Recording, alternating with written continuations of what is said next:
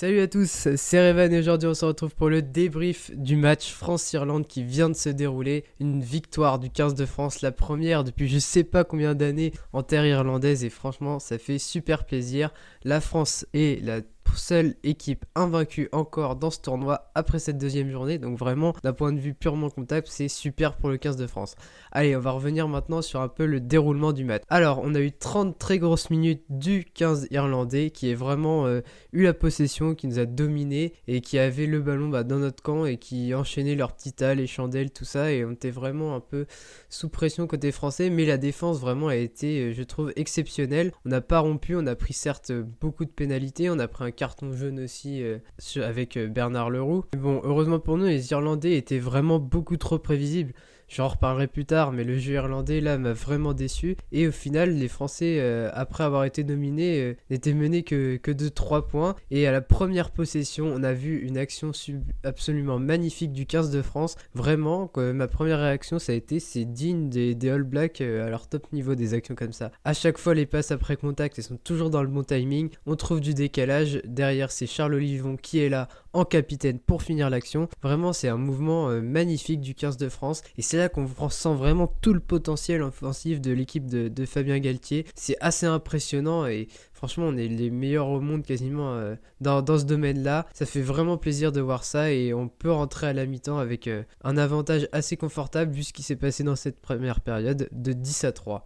La deuxième mi-temps est plus à l'avantage du 15 de France, en tout cas sur le début. On met vraiment la main un peu plus sur le ballon, on joue dans le camp irlandais et on va alors avoir le deuxième essai pour le 15 de France, essai de Damien Penaud, après un super travail de Brice Dulin et un beau mouvement encore une fois du 15 de France. À ce moment-là, on pense que le match est un peu fini, on pense pas que les Irlandais vont revenir, mais derrière, avec beaucoup de réussite, le talonneur remplaçant irlandais vient marquer un essai pour l'Irlande et relancer un petit peu ce match. Derrière, les Français n'ont pas su tuer le match et on a eu très peur vers la fin, mais bon, on n'a pas vu énormément non plus d'actions très dangereuses côté irlandais. On avait une défense vraiment incroyable et à chaque fois les Irlandais ne faisaient que reculer et à la fin sur un superbe grattage d'Antoine Dupont, on a finalement gagné ce match 15-13.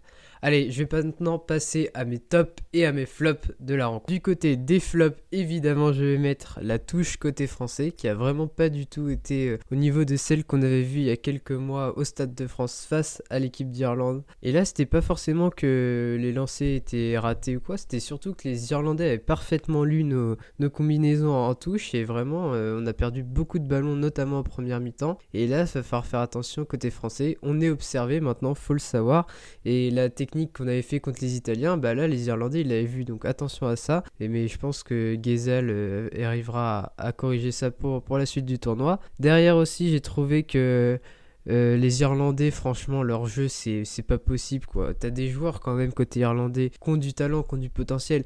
Qu'est-ce que tu fais à toujours taper que des chandelles dans le camp adverse? Ça devient franchement ridicule, c'est caricatural cette façon de jouer. Ça fait des années qu'ils jouent comme ça les Irlandais, mais même avant il n'y avait pas que ça.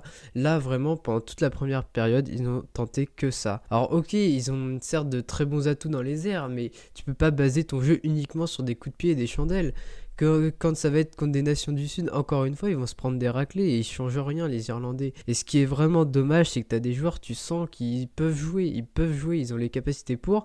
Peut-être pas Billy Burns, parce que quand on voit comment il a remplacé Sexton aujourd'hui, on se dit qu'il y a vraiment un très gros problème du côté des numéros 10 en Irlande. Mais vraiment, ouais, j'ai trouvé que le jeu irlandais c'était juste ridicule et il va vraiment falloir qu'ils changent ça, sinon ils vont juste stagner et c'est vraiment dommage quand on voit tout le potentiel qu'il peut y avoir dans l'équipe d'Irlande. Enfin, un dernier flop qui ne va pas toucher que ce match, mais c'est un peu une tendance que je vois depuis le début de ce tournoi, c'est que vraiment, du côté de World Rugby, on sent très bien qu'on veut protéger les joueurs, mais on en arrive maintenant à peut-être prendre des décisions beaucoup trop disproportionnées par rapport à l'impact qu'elles peuvent avoir sur une rencontre. Quand on voit qu'à un moment donné, Jelonch est pénalisé parce qu'il met pas les bras, ok, c'est bien parce qu'on essaie de protéger le joueur, mais bon, à un moment donné, il n'y a aucun danger, le joueur, on sait qu'il va pas être blessé, donc à quel moment ça vaut une pénalité, surtout quand on était dans un match très serré comme ça. Je trouve que justement, on devrait s'inspirer de ce qui se passe en top 14 en ce moment, où il y a vraiment un bon équilibre entre sanctions et protection des joueurs. Mais bon, j'y reviendrai dans les prochaines semaines parce que un tel sujet, ça mérite d'être abordé dans une seule vidéo et pas juste dans un débrief d'un match. Maintenant, du côté des tops, j'ai beaucoup aimé Brice Dulin, évidemment, lui qui a été élu homme du match. Brice Dulin qui a eu un début quand même assez compliqué, il a eu un coup de pied contré et un ou deux ballons en l'air qu'il a pas su capter au début du match. Mais après, il s'est super bien rattrapé, vraiment, il fait un super plaquage sur Low qui nous empêche de prendre le premier essai de la rencontre. Derrière sur les ballons, il a été très dominant, il fait une super passe, vraiment il a de la classe, sa passe c'est juste de la pure classe pour Penaud sur le deuxième essai français. Il a été très très très important, très clutch comme on dit, avec des coups de pied toujours bien placés et qui nous a vraiment fait gagner pas mal de terrain, donc un grand bravo à Brice Dulin. Il était quasiment en larmes vraiment à la fin du match, donc on sent vraiment que c'est un nouveau joueur depuis quelques mois et son arrivée à La Rochelle, et ça fait vraiment plaisir de le voir comme ça. Sinon j'ai beaucoup aimé côté français Aldrit, évidemment c'est pour moi l'homme du match. Aldrit hyper présent partout, il a toujours avancé avec le ballon, en défense il est juste extraordinaire je trouve. Aldrit, c'est bizarre parce que à la télé des fois on a l'impression qu'il se fait un peu bouger, genre quand tu le vois avec la balle t'as l'impression qu'il va se faire défoncer, mais à chaque fois il avance, donc vraiment Aldrit extraordinaire, et c'est un joueur absolument fondamental pour ce 15 de France. J'ai bien aimé aussi le match de Marchand, et je trouve surtout que Marchand montre qu'il est vraiment un ou deux crans au-dessus des deux autres de la première ligne, parce que Baye a été pas trop mauvais, mais Awaz j'ai trouvé vraiment un petit peu en dessous, et Marchand je trouve que vraiment il est super, il est toujours là en défense, en attaque, il est hyper important pour cette équipe, et on sent que qu'il a l'âme d'un leader. De toute façon c'est le capitaine depuis plusieurs saisons au Stade Toulousain, et vraiment je le trouve rayonnant, Julien Marchand. Donc voilà, j'en ai fini pour mes tops et mes flops, même si j'aurais peut-être pu rajouter à la fin la petite poussette de Liliane Crottin à la fin du match, qui nous fait prendre une pénalité un peu ridicule. Là ça va qu'on ait gagné, mais si on avait perdu, je pense qu'il se serait fait incendier le pauvre, et quand on sait la concurrence qu'il peut y avoir au poste de 3ème ligne en équipe de France, ça aurait été vraiment très préjudiciable pour le joueur de Lyon. Pour finir ce débrief, on va un petit peu regarder les autres matchs qu'il y a eu ce week-end et quelle est la tendance qui se dégage après 2 journées dans ce tournoi. Ce qui est très intéressant, c'est qu'au final la France est la seule équipe à ne pas avoir perdu avec le Pays de Galles, et le Pays de Galles qui a gagné ce week-end contre l'Écosse, qui était vraiment une des équipes qui avait fait forte impression lors de la première journée, et le Pays de Galles qui a encore une fois gagné selon moi grâce à des faits de jeu très favorables.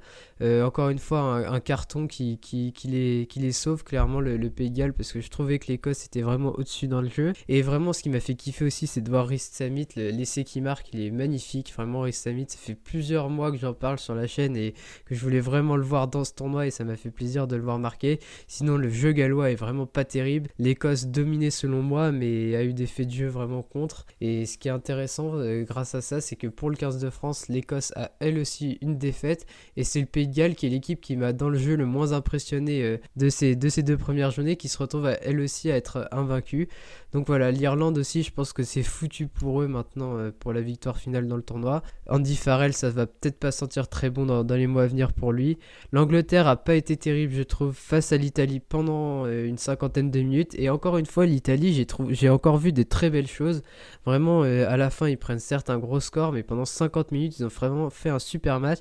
Ils se font punir à la moindre erreur, et ça c'est vraiment dommage, parce qu'on sent qu'ils auraient pu rivaliser un peu plus avec les Anglais, au moins d'un point de vue comptable. Mais encore une fois j'ai vu des belles choses côté italien.